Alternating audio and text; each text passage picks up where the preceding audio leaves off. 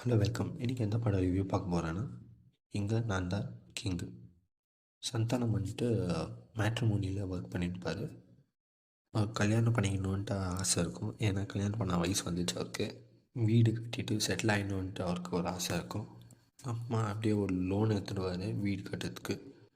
அந்த லோனை எப்படி தீர்க்குறதுன்ட்டு சொல்யூஷன் பார்ப்பார்.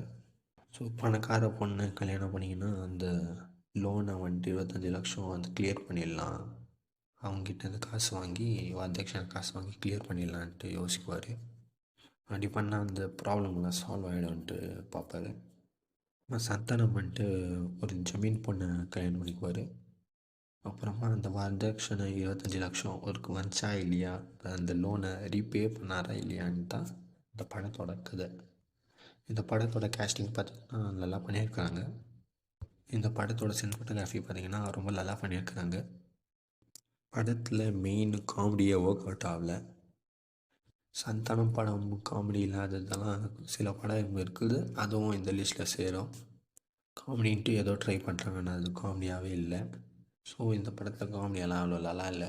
அப்புறம் இன்னொன்று பார்த்தீங்கன்னா லாஜிக்கல் மிஸ்டேக் நிறைய இருக்குது இந்த படத்தில்.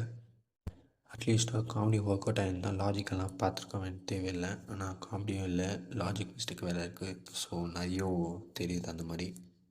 மியூசிக் டேரக்டர் யார் பார்த்திங்கன்னா டி இமான். அவங்க வந்துட்டு பிஜிஎம் சாங்ஸ் எல்லாம் பண்ணியிருக்கிறாரு. பிஜிஎம் ஓகே, ஆனால் சாங்ஸ் எல்லாம் அவ்வளோ நல்லா இல்லை. ஃபஸ்ட் ஆஃப் பார்த்திங்கன்னா இந்த படம் ஒரு ஓகே. செகண்ட் ஆஃப் பார்த்திங்கன்னா ரொம்ப பேட், நல்லா இல்லை அவ்வளோ. இன்னும் நல்லா ஒர்க் பண்ணியிருந்துக்கலான்ட்டு சொல்கிறேன். ஓவரால் இந்த படம் எப்படி பார்த்திங்கன்னா ஒரு பிலோ ஆவரேஜ் மூவி. தேங்க்யூ.